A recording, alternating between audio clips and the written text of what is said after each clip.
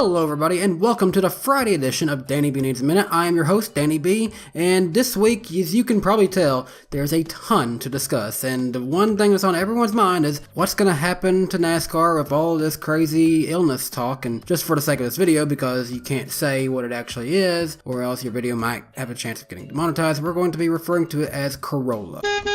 Sorry Toyota, your new Toyota Corolla is a fantastic vehicle. I like the 2020 models, but we're going to call it Corolla just because it's similar enough, but not enough to get us in trouble. However, before we get into all that, there is plenty more news that we need to discuss, so let's get right into it, starting with the Rucks. They're back at it again. First of all, it started with a tweet from Mike Ruck, who said, "This dip blank Kevin Harvick thinks a bounty between Cup drivers is clever. They do this Sunday, moron. I will pay a $50,000 bounty if any Cup guy can beat Angela Ruck racing her truck and she races in a KBM, GMS, or 4-sport truck. Equipment creates their talent. These clowns need attention." That's what Mike Ruck said, and I hate to break this to you, Mike. KBM, GMS, 4-sport, they're not about to put Angela Ruck in one of their trucks. I'm sorry, but they're not going to let that happen. And then it was made worse when Angela retweeted it with this comment: "Thanks for the confidence and support, babe. I'll make it even better. I'll put up another $50,000 of my own to make it $100,000. What do you say, Marcus Lemonis? Want to have some fun? Perhaps double it? Anyone else want in? I believe in myself 100%. Needless to say, I don't think Marcus Lemonis ever had anything to say about this, nor would I expect him to. And just as an outsider looking in on this is looking very unprofessional, and this is very sad for the sport. I hate to see the direction this is going." And then just to add on to that, Dave Portnoy with Barstool Sports, he added on to this and he sent in his people to start memeing up Mike Ruck. So yeah, what a time to be alive and what a time for the Rucks. To add on to this, the team that Angela Ruck actually races for put out a statement, and it didn't seem like they were that happy with the actions being handled by the Ruck family. According to their statement, they said, "In light of the recent tweets that have been posted by Angela and her husband Mike on social media, I saw it fit to make a public statement regarding these comments as well as the bounty. I take great pride in my team, I respect my team, and I'm highly fortunate to have some of the most dedicated, passionate, and hardworking people in the sport work for me. I personally do not condone the tweets and posts that have been made recently, and will say that these are not a reflection of myself or the racing team. Anyone who follows our sport closely knows that there is a stark difference in performance between teams due to quality of equipment. Building a contending team does not happen overnight, but rather over a span of time. Over the past 2 seasons, I have seen incredible growth in our team, and I'm optimistic about our current trajectory. Angela has committed to run the full season with our team, and I have been pleased with her performance thus far. I look forward to continuing upward trajectory and learning along the way. To our fans, thank you for supporting the team. We look forward to seeing you all at the track." Needless to say, Angela, I think you're on very thin ice with your team right now, barely getting by. Wouldn't see you going there next year though. Unfortunately, there was some sad news as well this week as we found out that short track racing legend David Rogers passed away, sadly. He will be forever missed, and seems like that's been a sad trend we've seen this year. A lot of these short track guys seem to be passing away, so very sad for the short track racing community. Now, I didn't notice about last weekend's race at Phoenix until I actually read a story from TobyChristie.com, as he wrote that Corey LaJoie actually ran the final 6 laps of the Phoenix race with no breaks, and he still somehow managed to finish 27th, so that's really impressive to see that he was able to still do that. Shows that Corey LaJoie's got a lot of talent. Did you see this week? I don't know if it's clever marketing or if someone legitimately just hacked their account, but Chase Elliott's sponsor Hooters, their Twitter account became Hootie this week, and it even has a profile picture of a anonymous looking character with the big Hooters owl's eyes. I'm leaning towards this being clever marketing, but it's funny nonetheless. Saw this from the world of the NASCAR Heat League core, as Sloppy Joe, the guy who has been dominating a lot of this season along with What If Racing, he announced that this season 2 of core would be his final core season, as he looks forward to moving on to some other adventures for next year. So Sloppy Joe, it's very nice to see you supporting him for the first 2 years, and good luck in your future endeavors, bud. We did have an announcement from Bubba Pollard this week, as he announced that he was planning to race in the ARCA race at Five Flag Speedway this week, but we'll talk about what became of that in just a little bit. Here's another one that's competing for the Kyle Busch bounty this weekend in Atlanta that you might have missed. JJ Yaley is driving the 33 truck this weekend. So yeah, forgot he's a Cup driver, so he counts. So, middle of this week, there was some insane rumors that were going around that Homestead-Miami Speedway was actually going to be shutting down at the end of this year, but As I said, it was just purely a rumor. The actual mayor of the Homestead-Miami area did confirm that this is not the case. The speedway is not being planned to be sold and turned into residential areas. That's not happening. This all got started by someone on Reddit, which then went over to some people on the YouTube community like Darian Gilliam from Black Lives Matter, and then you know how it goes on Twitter. Rumors just fly whenever it gets started by one person. So whoever that was on Reddit that started this, shame on you. In case anyone is a fan of Natalie Decker, well, here's some great news for you. Her original 8-race schedule of Nice Motorsports has been extended to one more race to be a 9-race schedule for her this season. So you'll get one more race with her, guys. Paint scheme news, Clint Boyer has unveiled his Haas CNC car for this year. And in my opinion, I think this one looks a lot nicer than what they have Cole Custer in. It has been designed by the guy at Bolts Design. This is a very good looking car. I look forward to seeing this one out on the track. Taking a look over at Motorsports Games Twitter this week, there was a tweet put over to them by Ryan Todd 24ever, and he actually asked Motorsports Games if we can still expect NASCAR Heat 5 to be released earlier this season. They responded with, yeah, it is, but you have to promise not to tell anybody, deal? Oh, did I just say this on my show? Don't tell anyone else, please. Bad news for one IndyCar team as they were heading down for the Grand Prix to start their season. Well, their trailer caught on fire as they were on the way to the speedway. In Pinellas County, Florida, the WFLA news agency reported a fiery accident nearly dashed a racing team's hopes of even racing this weekend. This was the team of Andretti Autosports driver Colton Herta, and his trailer did catch on fire as it was heading into the speedway. So that's a very unfortunate start to, well, what becomes an even more awkward situation for racing.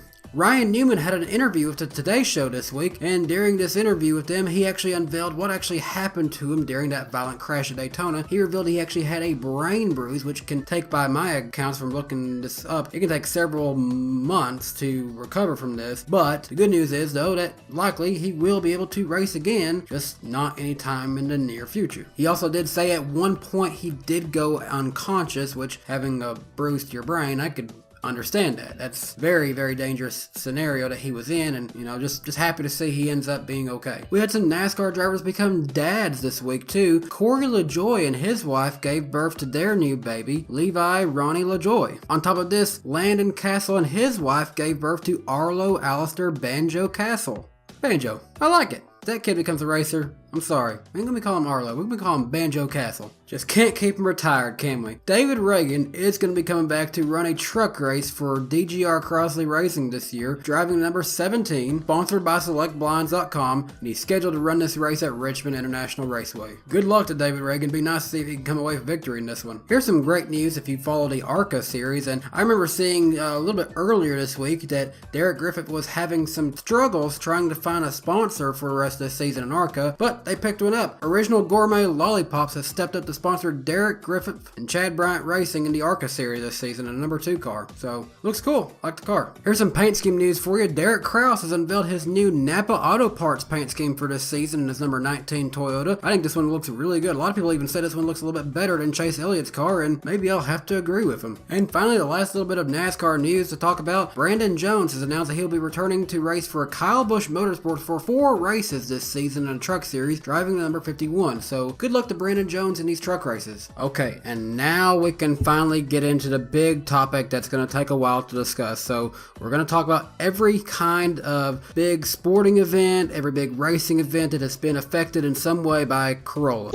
And I'm just going to start this in the order that I heard everything. Now, just starting off with some things that are not racing related that I think are really big things for people to know about. The XFL have canceled their entire 2020 season. They are offering refunds to those who had tickets for the upcoming games. However, and they are actually paying the salaries for the players for the rest of the season, and they're not making any plans to be gone by next year either. This isn't like what happened to the AAF a few years ago where they just disappeared halfway through. No, this is a different reason that they have to quit. So the XFL has shut down for the rest of the year, but they are making plans for 2021 already, and I really hope to see them back because I enjoyed what I watched from the XFL this year as well. Also, speaking of XFL, their parent company, WWE, they canceled this Friday's episode of SmackDown, that is, as far as an in-person standpoint. Originally, it was supposed to be held at an arena in Detroit, Michigan. That event was canceled. People can have refunds for that event. However, SmackDown will still take place because they are on the road to WrestleMania. It will still take place from the WWE Performance Center in Florida, and this will obviously be only hosting essential staff to run the camera equipment, and as well as the competitors to put on their stories. Also, the NCAA has officially canceled all basketball tournaments for March Madness. There will be no regional conference championships. There will be no Division II conference championships. There'll be nothing. There's just not going to be a college basketball champion this year. A lot of those guys worked hard for this, but unfortunately, the cards we've been dealt, it's gone. And as far as I know, Major League Baseball and the National Basketball Association and the NHL, they have all canceled their events for the time being. Their seasons are postponed. They're not happening. Only thing I've seen that is going on without any kind of delay is the PGA Tour, but honestly, that makes a lot of sense. You just don't have as big of a crowd for the PGA Tour. And really, golfers would prefer less people there. They prefer nice and quiet. They're always separated from one another. They're not really in a big group gathered together usually. And yeah, for the PGA Tour, it makes sense to continue on as planned. And same thing for a lot of major bass fishing tournaments that I've seen, because they're usually kind of more separated than anything. So yeah, events like that seem to be going on originally as planned.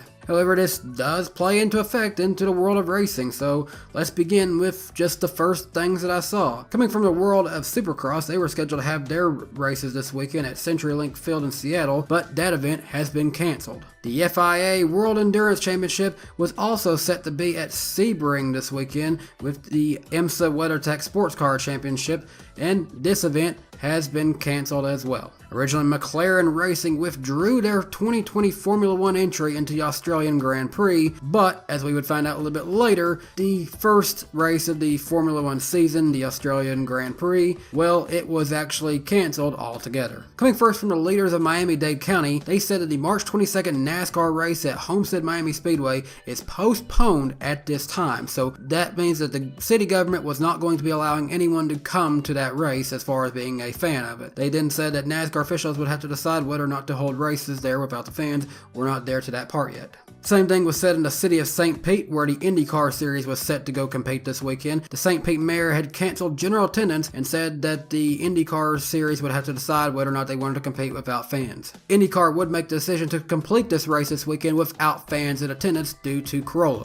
Joe Gibbs Racing put this statement out on Twitter that JGR is taking safety precautions to help prevent the spread of Corolla by temporarily closing their facility to visitors. So that means if you were in the Charlotte area and wanted to visit some shops, Joe Gibbs Racing is off of the table. And I would assume a lot of other teams are going to be following suit with this. I haven't yet seen anyone else besides them say this, but I would imagine this is going to be the case for a lot of teams. And then finally, about 1:30 on Thursday, NASCAR put out their statement, and they declared that this weekend's race at Atlanta Motor Speedway and next weekend's race at Homestead-Miami Speedway would be ran primarily because there just would not be a convenient place to reschedule these races throughout the season. However, it is only going to be open to competitors, crews, officials, and other necessary personnel to conduct this race. So with that being said, we're probably not going to be seeing any extravagant national anthems or pre-race ceremonies. None of that's probably going to happen. You really don't even need a guy to say, gentlemen, start your engines. Literally just a guy on the radio come over and say, hey guys, start it up, let's get racing. So you don't need a lot for this one.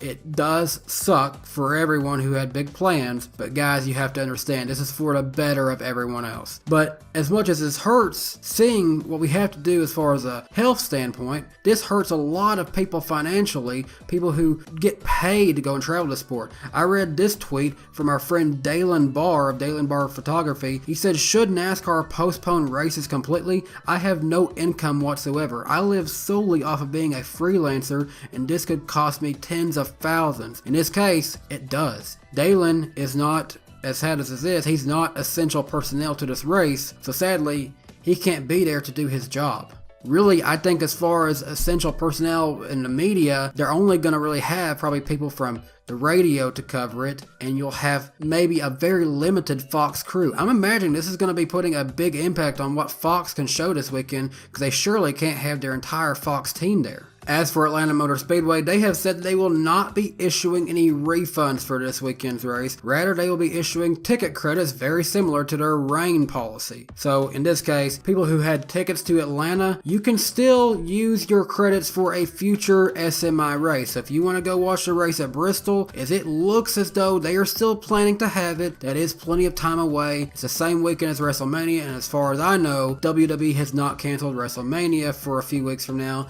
They do believe that this thing may ride out its course by then. So if you want to start looking into using those ticket credits for Bristol, you can, or if you want to use it for next year's race at Atlanta, you can do that as well. Also, I mentioned about Bubba Pollard. He was planning to race at Five Flag Speedway this weekend. Well, that race was postponed. It will not be happening this weekend, but fortunately for everyone, the ARCA series does have more of a flexible schedule, so I'm sure this one will be rescheduled to another date. And of course, since we do know that we are going to at least be racing in NASCAR this weekend, even though fans won't be there in attendance, we do still have to look at what's the weather going to be like. So here's Danny B weather. So on Friday, when everything first gets started at the track, we actually see we have a 50% chance of showers happening with a high of 71 and a low of 55. Then on Saturday, we only have a 20% chance of precipitation.